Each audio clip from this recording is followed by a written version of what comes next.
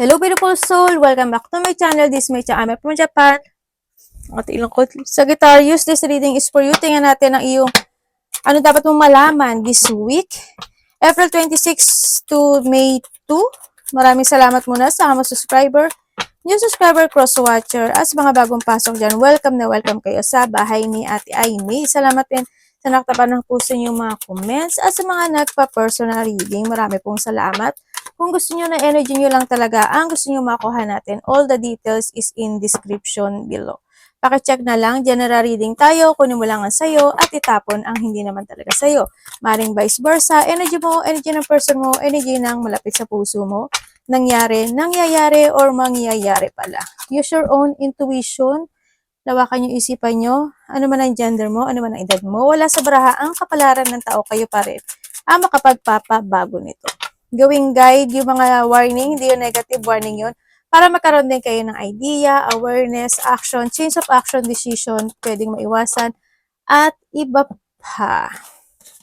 Sagittarius. Oh. Meron Leo, Capricorn, Libra, Cancer, Taurus. Ito na ngayon. Okay.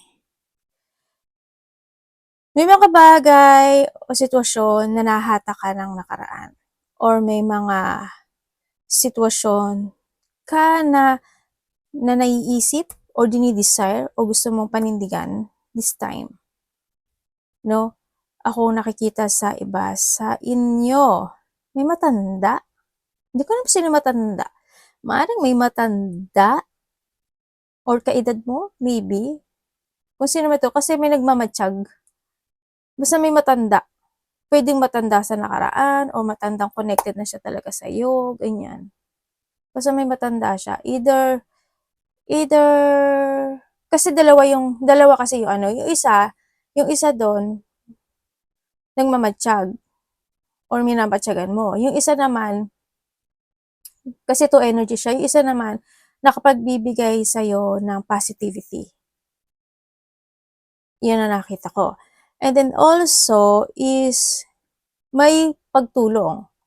Pwede rin na may binibigyan ka ng tulong o tinutulungan mo siya pero hindi siya satisfy sa tulong na ibinibigay mo. Or hindi siya nagiging masaya. Pwede na doon sa point na yon. Or hindi, basta ganun. Maraming klase ibig sabihin ng pagtulong yun. Or pwedeng ikaw ito sa kanya vice versa.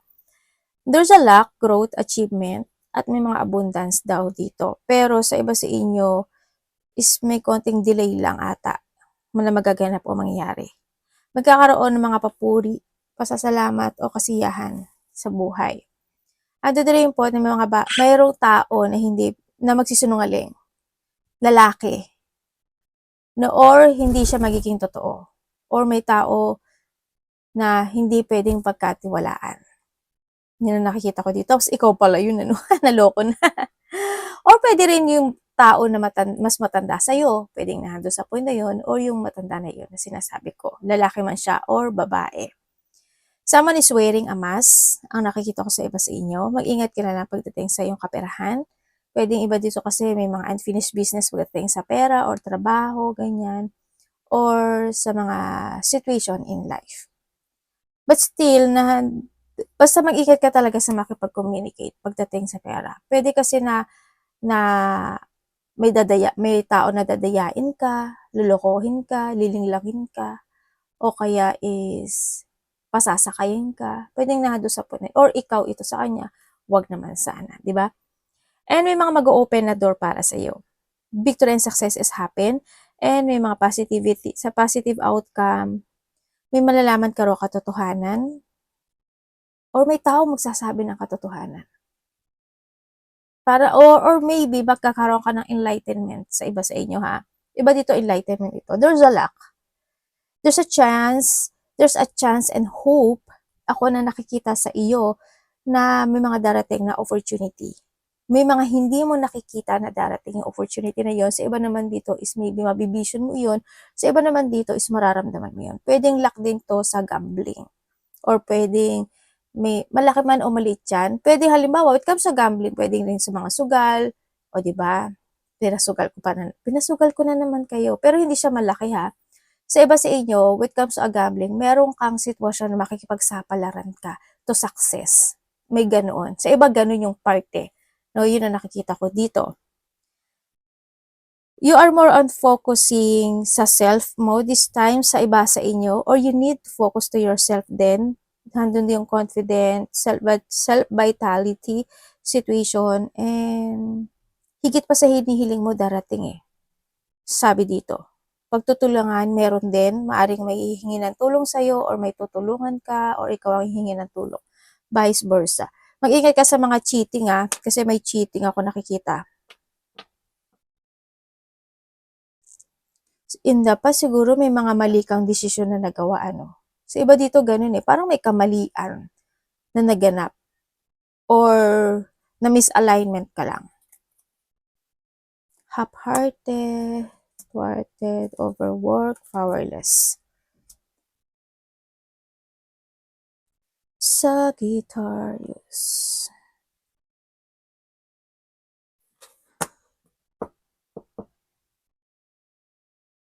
O yung iba sa inyo, hindi ko alam in what way. Maybe handun yung magte-take a rest ka.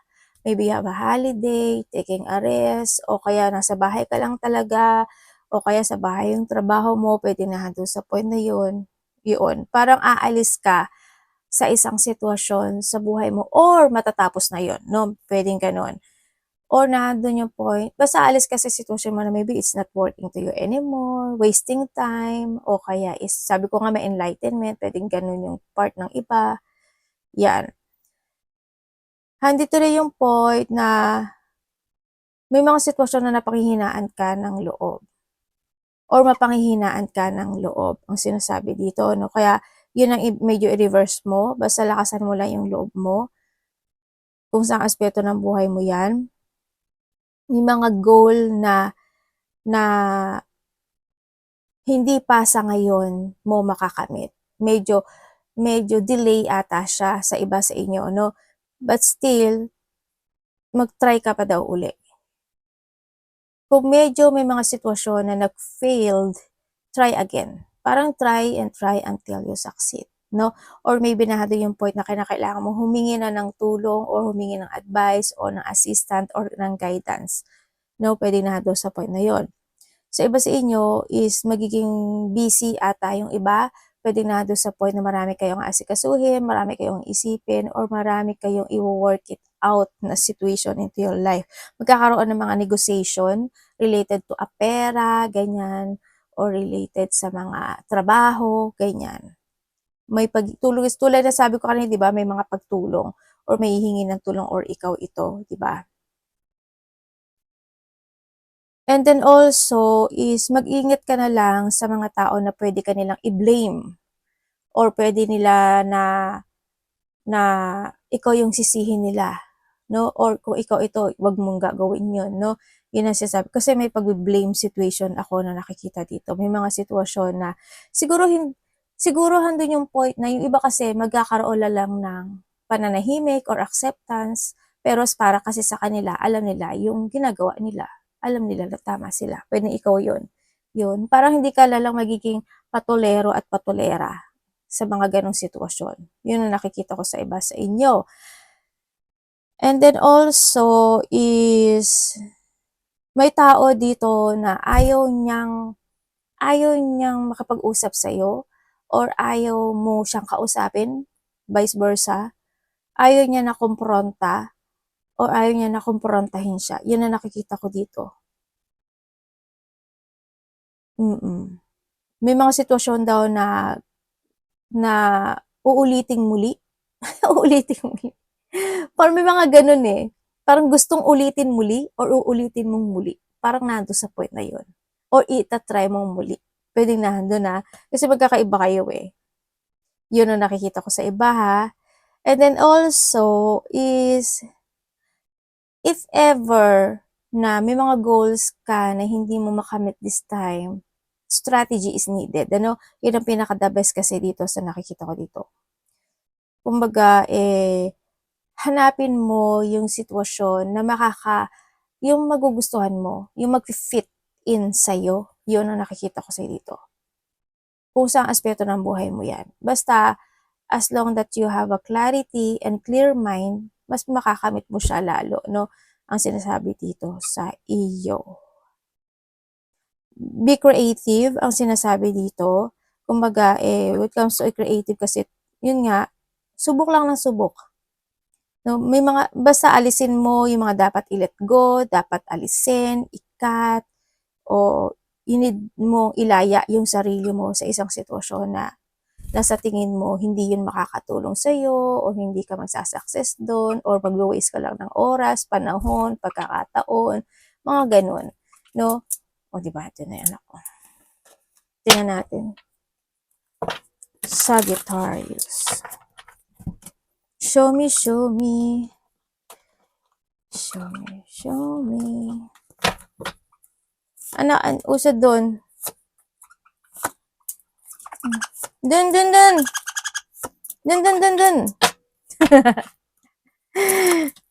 Sandali!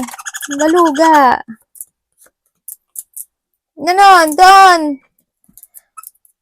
Diba? Siyempre, minsan may mga may mga makukulit na bata na to. Okay, Sagittarius. Parang ang dami mong parang may kakausapin ka ata. May kakausapin or may mga kakausapin ka or may mga makikipag-usap or may makikipag-usap sa'yo. Yun ang sabi dito. Iba dito. Okay. Iba dito talaga busy. No? May mga bagay ka doon na iisipin, handle yung point, then na marami ka mga gagawin na multitask, multiple priorities this time. May mga bagay ka na iisipin na gusto mong aksyonan, gawin, sabihin, i-movement, o solusyonan. Yun na nakikita ko sa iba sa inyo. And then also, may mga blessing na darating sa buhay mo. So, nakikita ko dito, within 3 days, 3 weeks, 3 months, or sa iba is, teka lang, by the 11 weeks, 11 days, parang ganun. Ako nakikita sa iba, or 8, mga ganyan. Days, weeks, months. And then also, sa iba naman, ang nakikita ko rin dito kasi sa'yo is may mga biglaang magaganap o mangyayari na may tao makikipag-communicate sa'yo. Itong tao na to, matagal mo na tong kilala or kilala mo na talaga ito. Makikipag-communicate siya sa'yo. Pwedeng kapatid mo, pwedeng karelasyon mo, pwedeng tao na nagkaroon na talaga ng connection, kakilalang dati, pwedeng ganun. Yun ang nakikita ko dito. Ang nakikita ko rin sa'yo dito is may mga iilusyonin ka raw. No? May mga iilusyonin ka o kaya naman may taong may sekreto. May mga sitwasyon na pwedeng malito ka raw dito sa sitwasyon mo. Yun ang sabi. May mga time na pwede kang malito sa iba sa inyo. Magkakaroon din ng union, ako na nakikita sa iyo. And then also, sa iba dito is, magkakaroon ka na ng mga choices sa buhay.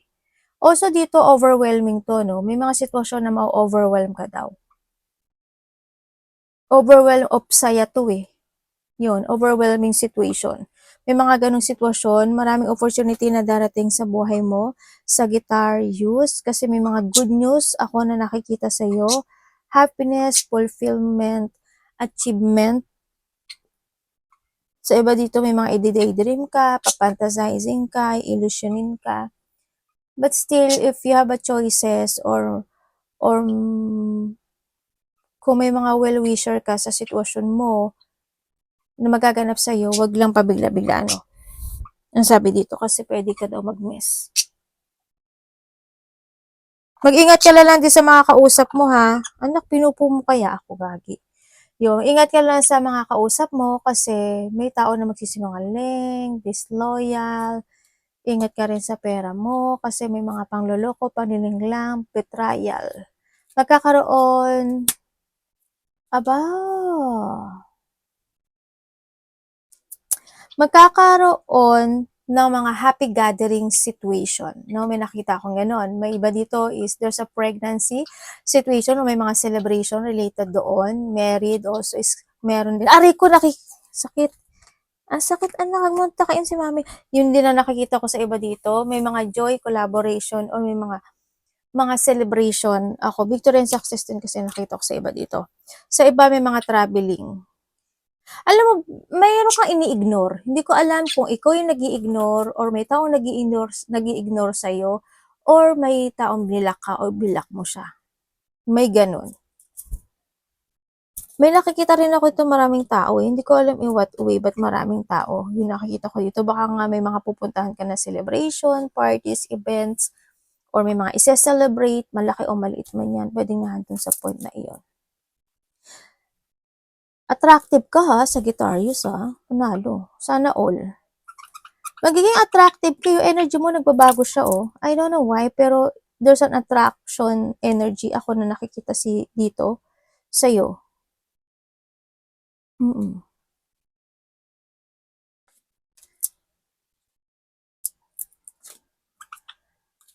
May mga unexpected situation ha. Yun na lang, habaan mo na lang yung pasensya mo. Unexpected situation, okay, sabihin ko sa iyo ah. Pwedeng pagdadalawang isip, pwedeng may mga sitwasyon na magkakaroon ka ng choices. Sa iba naman sa inyo is may mga situation na unexpected of disappointment, intense, mga depression, o kaya may mga conflict, hindi pagkakaintindihan na sitwasyon, pwedeng ganun sa nakita ko dito, or marami ka lang ding iisipin. No? Pwede rin na pagkalito, ganyan. Baka may mga sitwasyon na malilito ka talaga sa iba sa inyo. Sa iba sa inyo, yan, kalungkutan. Baka may mga maisip ka na kalungkutan o may makakausap ka na malungkot na tao or malulungkot ka sa kanya. Pwedeng ganun yung sitwasyon ng iba. Yun. Kung kulang din kayo naman ng tulog, siguro minsan bawi-bawi lang din sa iba sa inyo, no? Sa nakikita ko sa iba sa inyo. Nandun din yung point na may mga difficult decision daw sa buhay na kailangang harapin. Ang nakikita dito, kailangan mo daw gamitin yung mind mo tsaka yung intellect mo. Kung may mga bagay ka daw na gusto mo i-pursue mo is the best. Mas maging more on wiser and stronger ka daw this time. Alam mo, ang nakikita ko nga sa'yo dito, parang may bagay o sitwasyon ka na unti-unting parang gusto mo na siyang i-accept. Nandun yung point na parang nag-iisip ka ng sitwasyon na, okay, fine, kung ganun talaga, ganito talaga, ganyan talaga, okay, fine. Parang you are ready to accept the situation. Parang nahando sa point na yun. Yun ang nakikita ko sa iba ha. Parang may ganun kang sitwasyon. Yun yung nakikita ko sa yung energy dito. Sa iba naman sa inyo, yung nakikita ko dito is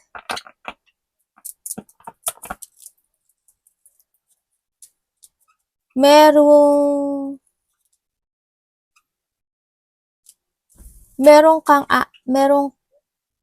may pag-iwas eh. Pwedeng maiiwasan ka. Pwedeng nandun sa point na yun. Or magdi-distance ka for a while or for life. Pwedeng gano'n sa iba sa inyo. Or may taong gano'n yun na nakikita ko dito sa iyo. Alam mo, mabilis ang magaganap o mangyayari sa iyo this time sa nakikita sa iyo. Maraming sitwasyon na pwedeng ikagulat mo na it happen. Na parang, talaga? Parang, basta, mabilis yung mga pangyayaring magaganap sa buhay mo this time. Parang lang yan parang araw at panahon at buwan. 'Di ba ngayon, May na, 'di ba? Tapos kakalahating buwan na, magte-27 na. 'Di ba? O, 'di ba nabubulol pa si ate. Nando sa point, makaka-respect ka daw ng payo or opinion or ikaw ang bibigay nito sa kanya. Someone is hiding something or mayroon ako nakikita dito. Sa iba naman is pagmamatsyag talaga. No? Yun ang nakikita ko sa iyo, Sagittarius. This time. Minsan, you need to open your eyes, sa mga bagay-bagay din. Or pwede rin naman na hindi ka rin na pabothered, kaya ka ganun. Sa iba dito, you need to open your eyes. Kasi may mga bagay na kailangan mo makita. May mga bagay na kailangan mo mag-trust sa intuition mo, sa vision mo, sa nararamdaman mo, sa instinct mo. Yun ang sabi. Or may mga bagay na obstacle na kailangan mo nang harapin or harapin mo yung takot na yun. May mga bagay na iipit ka sa gitna sa iba sa inyo or may mga bagay ka na tinitimbang sa iba naman sa inyo this time. Arigato namaste, God bless.